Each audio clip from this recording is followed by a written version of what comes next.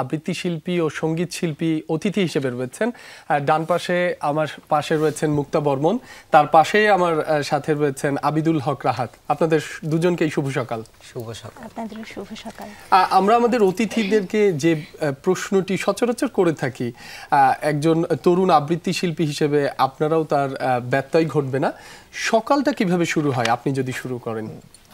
আচ্ছা, সকাল এটি মূলত আমাদের যেহেতু এখনো স্টুডেন্ট, তো সেই জায়গাটা থেকে যে আমাদের যখন ভার্সিটি অফ থাকে এবং যখন ভার্সিটি চলতে থাকে, তো এই দুটিতে হচ্ছে একটু ডিফারেন্ট হয়। যেমন যখন ভার্সিটি থাকে তখন অনেক বেশি তাড়াহুড়ো একটা সকাল যায়, সকালটাকে আসলে উপভোগ করবার মতো কিছু থাকে না। আর যখন একটু ছুটি থাকে সেই সময়টা সকালবেলা উঠছি, নিজের জন্য চা বানাচ্ছি, মাকে বানিয়ে দিচ্ছি, আর তারপরই যে রেওয়াজের বিষয়টি আছে সেই সবগুলো নিয়ে খুব সুন্দর একটা সকাল কাটে। আচ্ছা, আর রাহাতের ক্ষেত্রে? আমার ক্ষেত্রেও সেম জিনিসটা, যে দুই দিনে দুই রকমের শিডিউল থাকে। ক্লাস থাকলে তাড়াহুড়ো করে ক্লাসে যায়, আর ক্লাস না থাকলে অফ ডেতে হচ্ছে রিল্যাক্সে উঠি, হচ্ছে একটু হাঁটতে বের হই। বাহ, একজন মানে মুক্তার কথা শুনে এত কাব্যিক মনে হচ্ছে, সকালে উঠেছি, নিজের জন্য চা বানাচ্ছি, মার জন্য বানাচ্ছি, ইটস অসম্ভব, মানে হয় না, ইন্সপায়ারিং। আবৃত্তির সাথে কিভাবে সম্পর্ক? দুজনকে আলাদা আলাদা করে যদি জিজ্ঞেস করি, রাহাত কবে থেকে কবিতার প্রেমে পড়া হলো? আবৃত্তির বিষয়টা আসলে ছোটবেলা থেকে ইন্টারেস্টের একটা জায়গা ছিল। আমি যেহেতু চট্টগ্রাম অঞ্চলের, সো আমার আঞ্চলিকতার যে প্রখরতা, সেটা কাটিয়ে ওঠার একটা প্রবণতা আমার মধ্যে ছিল, যে প্রমিত ভাষায় কথা বলতে হবে আমাকে। সে জায়গা থেকে নিজে নিজে শিখতাম, দেখতাম, শুনতাম, এই করতে করতে আবৃত্তির সাথে জড়িয়ে গেছে, এখন আছি আবৃত্তির সাথে ভালোভাবে। মুক্তার কাছে একটু আসতে চাই। উনি বলছিলেন যে ভাষাগত যে দক্ষতা সেটি বৃদ্ধির জন্য তিনি আবৃত্তিতে এসেছেন। আপনার ক্ষেত্রে বিষয়টা কেমন? বিষয়টা আসলে আমি ছোট থেকেই ঢাকাতেই আমার সব বেড়ে ওঠা, তো সেখানে ভাইয়ার ক্ষেত্রে যেরকম আঞ্চলিকতার বিষয়টা ছিল, আমারটা সেরকম ছিল না। আমারটা একটু ইন্টারেস্টিং। আমার ক্ষেত্রে আমার মায়ের অনেক বেশি একটা ঝোঁক ছিল। মা হচ্ছে তার জীবনে চেয়েছিল যে সে আবৃত্তি করবে, কিন্তু আসলে তখনকার সময়ে সে সময়টা যেরকমটা হয়, তো আর এই বিষয়টাকে আমি ইন্টারেস্টিং বলবো, এবং একই সাথে আমার কাছে মনে হয় যে এই জিনিসটা আমাকে লাইফে সব কিছুতেই স্ট্রেংথ এনে দেয়। তো আমি যখন আবৃত্তিতে প্রথম ভর্তি হই, যেমন আমি মিরপুরে থাকি, তো সেখানে একটা লোকাল একাডেমিতে আমি ভর্তি হই। তো মা হচ্ছে আমাকে ভর্তি করে, বাবাকে তখনও জানায়নি। তো আমি প্রায় 1 বছর টানা ক্লাস করেছি। তো ডিসেম্বর মাসে যখন এই যে বিজয় দিবসের প্রোগ্রামগুলো হয়, তো সেটা ছিল হচ্ছে ক্লাস 3তে ঘটনাটা। তো হচ্ছে বিজয় দিবসে একদম আমার লাইফের প্রথম একটা আবৃত্তি প্রোগ্রামে হচ্ছে আমি সিলেক্টেড হয়েছি, ওখানে আমার একটা সোলো কবিতা পড়তে হবে। তো সেই সময়টা আসলে বাসায় তো তখন জানাতে হবে, তো তখন হচ্ছে বাবাকে জানানো হয়। আর বাবাও তখন, আর যেহেতু মা অনেক কিছু চিনতো না যে কোথায় লোকেশনে প্রোগ্রামটা হচ্ছে, তো সেখানে বাবা মা দুজনই যায়, এবং যখন হচ্ছে দেখে, আর কাকতালীয়ভাবে সেখানে বাবার অফিসের একজন বসও ছিলেন। তো যখন শুনছেন যে কবিতাটা অনেক সুন্দর, তো বলছে যে এই মেয়েটি তো অনেক ভালো কবিতা পড়ছে। হ্যাঁ, বাবা তখন এই যে বাবা মানা করতো, বা একটা ভয় ছিল যে বাবা যদি জেনে ফেলে হয়তো হচ্ছে সাপোর্টের বিষয়টা আসলে আমাদের এশিয়ান যে ইয়াটা আছে, যে এখানে কিছু না কিছু একটু ব্যারিয়ার থাকে। তো বাবা যখন জানলো, তো তখন সে একদম এক পলকে তার সে খুব গর্ববোধের জায়গা থেকে পরিচয় করাচ্ছে, হ্যাঁ স্যার সে তো আমার মেয়ে। তো এই জায়গাটা আসলে আমার কাছে মনে হয় যে এখন পর্যন্ত, এবং তারপর থেকে কন্টিনিউসলি আমি আবৃত্তির সাথে আছি, প্র্যাকটিস করছি। আর এই যে আমার মার যে ফাইটটা ছিল, এটা আমাকে জীবনের প্রত্যেকটা কাজেই সবসময় আমাকে একটা স্ট্রেংথ দিয়ে থাকে। এরকম মাদেরকে আসলে আমরা এই ধরনের মাদেরকে বাংলাদেশ সমাজ অনেক বেশি বেশি প্রয়োজন, যারা তাদের সন্তানদেরকে একদম সঠিক ভবিষ্যতের দিকে ঠেলে দেবেন। একেবারেই তাই। তো আমাদের 22শে শ্রাবণ শেষ হলো, এবং আমরা জানি যে রবীন্দ্রনাথ ঠাকুরের প্রয়াণ দিবসকে ঘিরে অনেক ধরনের আয়োজন আসলে থাকে। আমরা কি আজকে সকালে কোনো কবিতা শুনতে পারি রবীন্দ্রনাথ ঠাকুরের কবিতার? শোনা যায়। আচ্ছা, আমি করছি তাহলে। রবীন্দ্রনাথ ঠাকুরের আমার মনে হয় সকলেই খুব পছন্দ করে নির্ঝরে স্বপ্নভঙ্গ কবিতাটি। এটা একটু পড়তে চেষ্টা করছি। আজিয়ে প্রভাতে রবির কর, কেমনই পশিল প্রাণীর পর, কেমনই পশিল গুহার আধারে প্রভাত পাখির গান। না জানি কেন রে এত দিন পরে জাগিয়া উঠিল প্রাণ, জাগিয়া উঠেছে প্রাণ। ওরে উথলি উঠেছে বাড়ি, ওরে প্রাণীর বাসনা প্রাণীর আবেগ রুধিয়া রাখিতে নারী। থর থর করে কাঁপিছে ভূধর, শিলা রাশি রাশি পড়িছে খসে, ফুলিয়া ফুলিয়া ফিনিল সলিল, গরজি উঠেছে দারুণ রোষে। হেথায় হোথায় পাগলের প্রায়, ঘুরিয়া ঘুরিয়া মাতিয়া বেড়ায়, বাহিরেতে চায় দেখিতে না পায়, কোথায় কারার দ্বার। কেন রে বিধাতা পাষাণ হেন, চারিদিকে তার বাঁধন কেন? ভাঙরে হৃদয় ভাঙরে বাঁধন, সাধরে আজিকে প্রাণীর সাধন, লহরীর পরে লহরে তুলিয়া আঘাতের পরে আঘাত কর। মাতিয়া যখন উঠেছে পরাণ, কিসের আধার কিসের পাষাণ? উথলি যখন উঠেছে বাসনা, জগতে তখন কিসের ডর? আমি ঢালিব করুণা ধারা, শিখর হইতে শিখরে ছুটিব, ভূধর হইতে ভূধরে লুটিব, হেসে খল খল গে কল কল, তালে তালে দিব তালি। এত কথা আছে, এত গান আছে, এত প্রাণ আছে মোর, এত সুখ আছে, এত গান আছে, প্রাণ হয়ে আছে ভোর। কি জানি কি হলো আজি, জাগিয়া উঠিল প্রাণ, দূর থেকে শুনি যেন মহাসাগরের গান। ওরে চারিদিকে মোর এ কি কারাগার ঘোর, ভাং ভাং ভাং কারা, আঘাতে আঘাত কর। ওরে আজ কি গান গেয়েছে পাখি, এসেছে রবির কর। বাহ, দুর্দান্ত। অসাধারণ, একদম গলার টোনই কিন্তু চেঞ্জ হয়ে গেছে। মানে একটু আগে যে মুক্তার সাথে কথা বলছিলাম, আবৃত্তিকার মুক্তা একদমই একেবারে ভিন্ন একটি আবহাওয়ার সৃষ্টি হলো। রাহাতের কাছ থেকে আমরা কি শুনবো? আমরা কি গান শুনবো নাকি আমরা কবিতাতেই থাকবো? আমি তাহলে কবিতাতে যাই, একটা রবীন্দ্রনাথের প্রাণ কবিতা।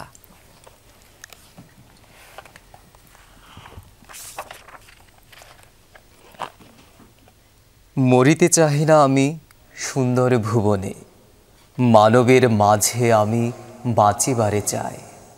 এই সূর্য করে এই পুষ্পিত কাননে, জীবন্ত হৃদয় মাঝে যদি স্থান পায়। ধরায় প্রাণের খেলা চির তরঙ্গিত, বিরহ মিলন কত হাসি অশ্রুময়। মানবেরই সুখে দুঃখে গাথিয়া সঙ্গীত, যদি গো রচিতে পারি অমর আলোয়। তা যদি না পারি তবে বাঁচি যতকাল, তোমাদেরই মাঝখানে লোভী যেন ঠাঁই। তোমরা তুলিবে বলে সকাল বিকাল, নব নব সঙ্গীতের কুসুম ফোটায়। হাসি মুখে নিও ফুল, তারপরে হায় ফেলে দিও ফুল, যদি সে ফুল শুকায়। ধন্যবাদ। চমৎকার। এই কবিতাটার আমরা যেহেতু প্রথম দুটো লাইন আসলে সবাই মোটামুটি জানি, কিন্তু আসলে কবিতাটা আসলে কখনো পুরোটা আসলে শোনা হয়নি। আমরা সাংগঠনিক আলোচনা করব, কিন্তু তার আগে যেটা প্রয়োজন সেটা হচ্ছে এই মুহূর্তে ছোট্ট একটা বিরতি। দর্শক, একটা বিরতি নিচ্ছি, ফিরছি একটু পর, সাথেই থাকুন। তরুণী আছে, মাসুম রাব্বিও সাথে আছি, আর আমাদের সাথে তরুণ দুজন অতিথি রয়েছেন, আবিদুল হক রাহাত ও মুক্তা বর্মন। রাহাত, আপনার কাছে একটু আসতে চাই। আপনি তো বিশ্ববিদ্যালয়ের বিভিন্ন সংগঠনের সঙ্গে, সাংস্কৃতিক সংগঠনের সঙ্গে যুক্ত।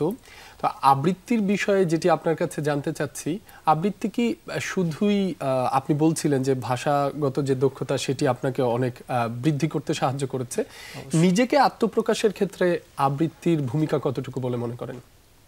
আবৃত্তির ভূমিকা আসলে এই জায়গায় অপরিসীম। আমার যেটা মনে হয় এবং আমি যেটা মনে করি, যে আমার চিন্তা চেতনা, আমার মনোভাব বা আমার দর্শনগত যে জায়গা সেটা যদি আমি আপনি অবধি পৌঁছাতে চাই, তাহলে আমাকে আমি মনে করি আর কি যে আমার ওইটা আবৃত্তি একটা শক্তিশালী মাধ্যম। সেই হিসেবে আবৃত্তি আপনাকে সুযোগ করে দেয় আপনি কে সেটা প্রকাশ করার জন্য। তাছাড়াও ভাষাগত যে দক্ষতার কথা বললেন আপনি, একজন বাঙালি হিসেবে যদি আমি বলি তাহলে প্রমিত ভাষায় কথা বলতে পারাটা একটা সার্থকতা আমার। সেই জায়গায় আবৃত্তি আপনাকে ওই সুযোগটা করে দেয় যে আপনি প্রমিত ভাষায় কথা বলেন, শেখান।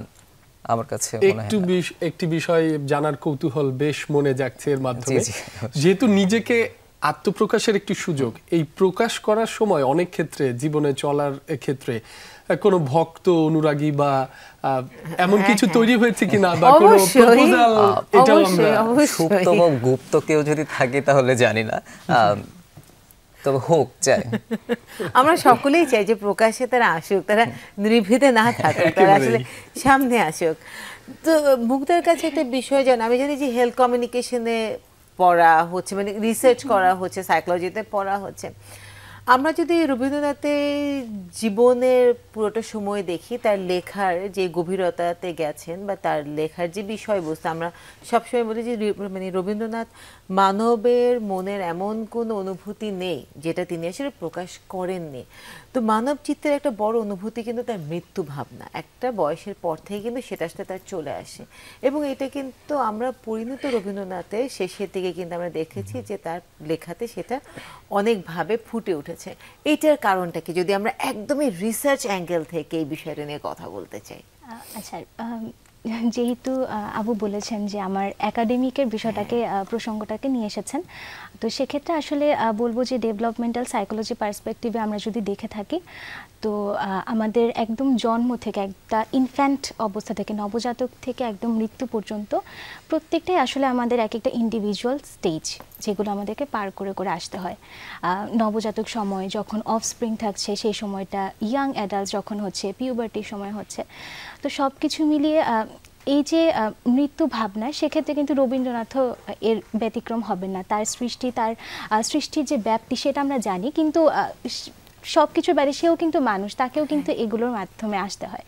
তো রিসার্চ পার্সপেক্টিভে এটাই বলা যে ডেভেলপমেন্টাল সাইকোলজি যদি আমরা চিন্তা করি, তো ধীরে ধীরে সে আগে মৃত্যুর দিকে এগিয়ে গেছে, এবং সেখানে আর কি ধারণা করা হয় যে কারো কারো ক্ষেত্রে মৃত্যু ভাবনাটা অনেকটা ভয় থেকে যায়, বা কেউ হচ্ছে সেটাকে সাদরে, একসেপ্টেন্স আমরা যেটাকে বলি, সেই বিষয়টা থাকে। তো রবীন্দ্রনাথের ক্ষেত্রে আমরা আসলে সেই মৃত্যুকে গ্রহণ করার, মৃত্যুর যে প্রস্তুতি, এইটা দেখতে চাই, এটা দেখতে পাই। আর যদি বলেন যে সাহিত্য বা এই জায়গাটা যদি একটু বলেন, তো সেই জায়গাটা হচ্ছে যে আমরা সকলেই জানি বা হয়তো বুঝতে পারি যে রবীন্দ্রনাথ সত্য, সুন্দর, এবং সে বাংলার একজন চিরায়ত কবি। তো সেখানে তার একদম এক্ষেত্রে হচ্ছে আপনার সাহিত্যের দিকটাও চলে আসে, আবার যদি আপনি একটু সায়েন্টিফিক ওয়েতে বা রিসার্চের অ্যাঙ্গেলটা থেকে চিন্তা করেন, সেটাও আসলে বুঝতে পারা যায়। যেমন তার একদম জীবনের সূচনা লগ্ন থেকে পরিণত বয়স পর্যন্ত রবীন্দ্রনাথ তার কাছের প্রিয়জনদের অনেকের মৃত্যু দেখেছেন। যেমন 14 বছর বয়সেই মা শারদা সুন্দরী দেবীকে তিনি হারিয়েছেন। তার কিছু বছর পর সে যখন ইয়াং অ্যাডাল্টসের যে সময়টা ছিল, সেই সময় 22 বা 23 বছর হবে হয়তো, তখন তার প্রিয় নতুন বৌঠান কাদম্বরী দেবী তিনি আত্মহত্যা করেছেন। তো এবং এখানে আর কি ধারণা করা হয় যে রবীন্দ্রনাথ কাদম্বরী দেবীর মৃত্যুর পরপরই আসলে তার লেখায় আমরা গভীর ছাপ দেখতে পাই, এবং এখানে বলা হয়ে থাকে যে তারকার আত্মহত্যা, এটি একটি কবিতা আছে যেটি তিনি উৎসর্গ করেছিলেন কাদম্বরী দেবীকে নিয়ে, এবং সেখানে তিনি কাদম্বরী দেবীকে সিম্বলাইজ করেছেন তারকা হিসেবে। আবার এর পরপরই যখন পরিণত বয়সে সে ধীরে ধীরে গেছে, তার স্ত্রী, তার নিজে চোখের সামনে পুত্র, কন্যা এবং তার বাবাও মারা গেছেন। তো এই যে আসলে এত কাছের মানুষ, প্রিয় মানুষদের মৃত্যু বারে বারে উনি ফেস করছেন, এই জিনিসটা যদি সাধারণ কোনো মানুষ হতো তাহলে হয়তো জীবনের বেদনা বা বিরহের জায়গাটাকে খুব বড় করে দেখতেন, কিন্তু এই জায়গায় রবীন্দ্রনাথ ঠাকুর ব্যতিক্রম। তিনি মৃত্যুকে আসলে দেখেছেন নবজীবনের একটা দ্বার হিসেবে, যেখানে এই পৃথিবী অনেক জরাজীর্ণ, পৃথিবীর জঞ্জাল, এগুলোকে ছেদ করে নতুন মুক্তির উপায় হচ্ছে আমাদের কাছে মৃত্যু। এবং মৃত্যুর এই বেদনা এই জায়গাটাকে বড় না করে তিনি আসলে ধীরে ধীরে মৃত্যুকে নিয়ে অনেক গৌরব অর্জন করেছেন। যখন মৃত্যু তার কাছে আসবে সে যেন সগৌরবে মৃত্যুকে গ্রহণ করে নিতে পারে, মানে গ্রহণ করে আসলে পরবর্তী ধাপে আসলে তিনি পৌঁছে যেতে চান, যেখানে আসলে তার এই তার কাছের মানুষরা তার জন্য হয়তো অপেক্ষা করছে। এটাই হয়তো আমার কাছে বারবার মনে হয়েছে তার মৃত্যু ভাবনার একটা বিষয়, যে আমি প্রস্তুত চলে যাওয়ার জন্য। আরেকটি যে বিষয়, যে রবীন্দ্রনাথ তো রোমান্টিক ধারার কবি, তো আমরা যদি একটু পুরাণ বা ঋগ্বেদের দৃষ্টি থেকে যদি বলি, যে ঋগ্বেদের উল্লেখিত একটা ঘটনা আছে যে সূর্যদেব এবং সংজ্ঞা দেবী তাদের যমজ সন্তান ছিল হচ্ছে যম এবং জমি। যমকে আমরা জানি মৃত্যুর দেবতা, এবং জমি যে রিপ্রেজেন্ট করতো প্রেম, ভালোবাসা। তো সেই সময়টা থেকে আসলে একটা কনসেপ্ট আসে যে মৃত্যু এবং প্রেম এ দুটো সহ অবস্থানে আছে। এবং রবীন্দ্রনাথ এই যে এত প্রেম বা রোমান্টিক যে বিষয়গুলোকে নিয়ে এসেছেন, তিনি বারবারই প্রেম এবং মৃত্যুকে একই সঙ্গে উপলব্ধি করেছেন, এবং সেভাবেই তার লেখাগুলোতে, তার সৃষ্টিগুলোতে আমরা দেখতে পাই। চমৎকার বক্তাও কিন্তু, মুক্তা মানে রিসার্চার, একদম একাডেমিক হওয়ার জন্য মুক্তা কিন্তু প্রস্তুত। আমরা যখন একটা গান শুনতে পারি রাহাত, চেষ্টা করছি। ওকে, রবীন্দ্রনাথের গানই করছি।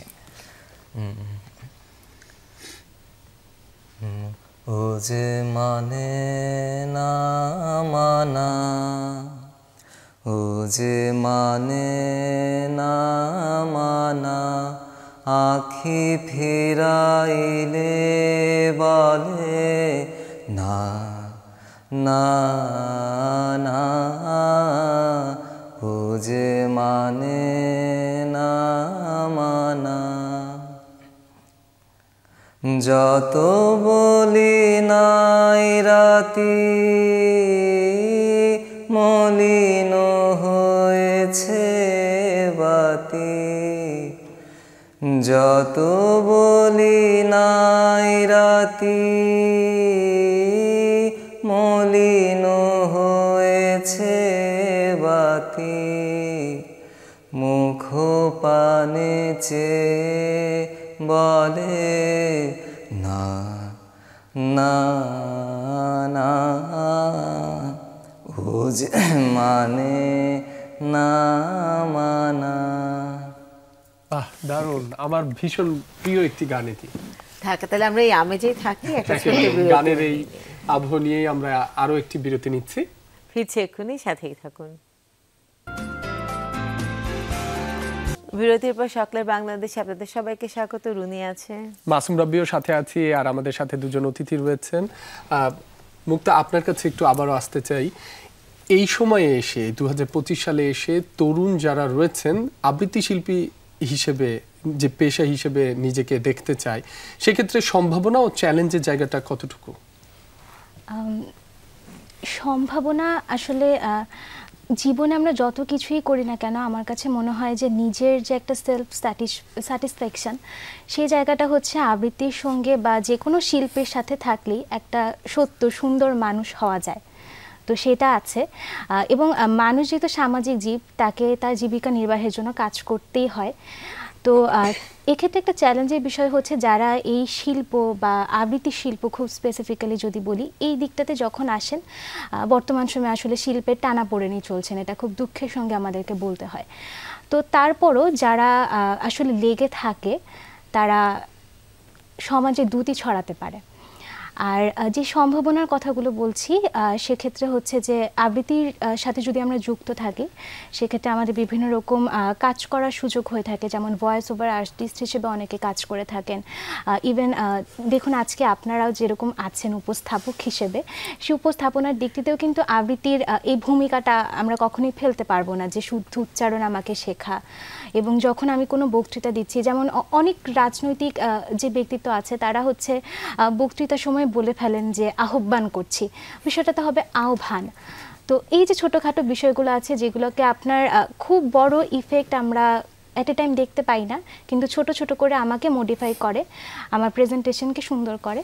তো এই স্কোপগুলো আমরা তো আসলে মুক্তার কথায় বুঝতে পারলাম যে আসলে অপার সম্ভাবনা আছে। এখন তো আমাকে চিন্তা করে করে কথা বলতে হবে যে মুক্তা সেই কোনোটা উচ্চারণ ভুল ধরবে।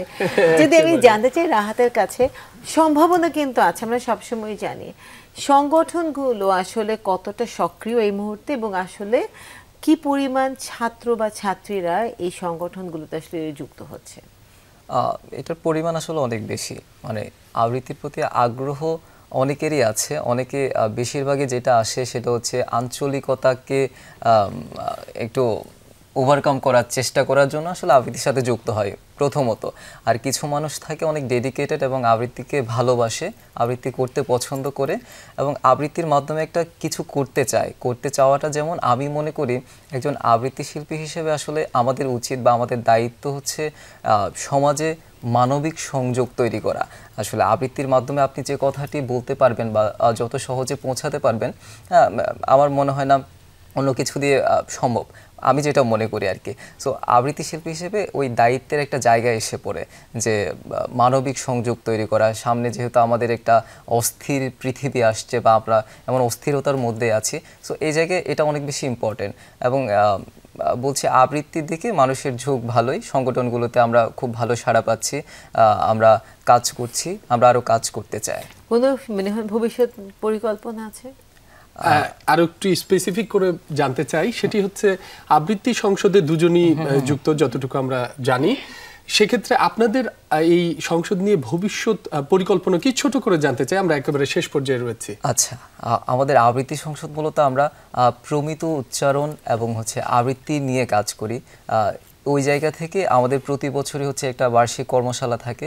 কর্মশালাটা হচ্ছে অনেক বৃহৎভাবে করি আমরা, গণ্যমান্য ব্যক্তি যারা আছেন আবৃত্তি জগতে তাদের এনে হচ্ছে আমরা প্রশিক্ষণটি পরিচালনা করি এবং সেই জায়গা থেকে আবৃত্তি সংসদ অনেক দুর্দান্ত কাজ করে যাচ্ছে। সামনের পরিকল্পনা বলতে আমাদের কিছু শিডিউল প্রোগ্রাম আছে। আমাদের আবৃত্তি প্রতিযোগিতা হয় আন্তঃবিশ্ববিদ্যালয়, পুরো বাংলাদেশে যত বিশ্ববিদ্যালয় আছে সবগুলো থেকে আমরা পার্টিসিপেন্ট নিয়ে প্রোগ্রামটি করি। তারপরে থাকে আমাদের আবৃত্তি উৎসব, এটাতে হচ্ছে সৃষ্টিশীল যত সংগঠন আছে সবগুলোকে আমরা ইনভাইট করি। এর মাধ্যমে আমরা আবৃত্তি জগতে যে একটা বিপ্লব ঘটানোর একটা প্রচেষ্টা আবৃত্তি সংসদ সব সময় করে এবং করবে। মুক্তার ভবিষ্যৎ পরিকল্পনাটা একটু শুনতে চাচ্ছি। আবৃত্তি সংসদ, জি, সংসদ নিয়ে আপনি কি ভূমিকা রাখতে পারেন বা পরিকল্পনাটা কি? আচ্ছা, এটার বলার আগে মনে হয় যে আসলে আবৃত্তি সংসদ নিয়ে কেন এটা গুরুত্বপূর্ণ এটা নিয়ে একটু বলি। যেমন একটা ফ্যাক্ট যদি বলি যে আমাদের জগন্নাথ বিশ্ববিদ্যালয়ের প্রশাসন থেকে অনেক সময় আমাদের সংসদে আসছেন যে কি করে তারা এই বক্তৃতাটা দেবেন, কি তাদের স্ক্রিপ্টটা ঠিক আছে কিনা বা তাদের ডকুমেন্টসগুলো ঠিক আছে কিনা। তো আপনারা বুঝতেই পারছেন যে কতটা আমাদের জন্য গুরুত্বপূর্ণ। এবং যেই ভাইয়ের সাথে ধারাবাহিকতা রেখে যে ভবিষ্যৎ পরিকল্পনা, আমাদের যে শিডিউল প্রোগ্রামগুলো আছে সেগুলো সুন্দর করে করা। যেমন আন্তঃবিশ্ববিদ্যালয় প্রতিযোগিতায় আমাদের সকল বিশ্ববিদ্যালয়কে আমরা আমন্ত্রণ জানাচ্ছি এবং এই তো আমাদের জন্য শুভকামনা নিয়ে আমরা এগিয়ে যেতে চাই।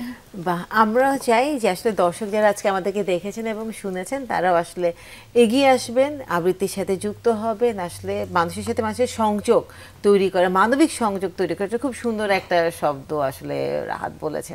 তো তোমাদের দুজনকে অসংখ্য ধন্যবাদ আমাদের সাথে সকালটা, এবং শুভকামনা দুজনের জন্য। ধন্যবাদ। তো আজকের মতন আসলে চলে যেতে চাই, কিন্তু যেটা নিয়ে যেতে চাই সেটা হচ্ছে বুক ভরা আশ্বাস এবং ভরসা। যে পথ যারা চলছে, যেই পথ তারা তৈরি করেছে এবং যেই পথে তারা হাঁটছে তরুণ প্রজন্ম, তারা আসলে আমাদেরকে একটা সুস্থ ভবিষ্যৎ দেবে। আর এই তারুণ্যের হাত ধরেই নতুন বাংলাদেশ গঠিত হবে, সাংস্কৃতিক অঙ্গনে এগিয়ে যাবে এই বাংলাদেশ। এমনটাই প্রত্যাশা রেখে আজকের মতো এখানেই শেষ করছি। সবাইকে আবারও শুভ সকাল। শুভ সকাল।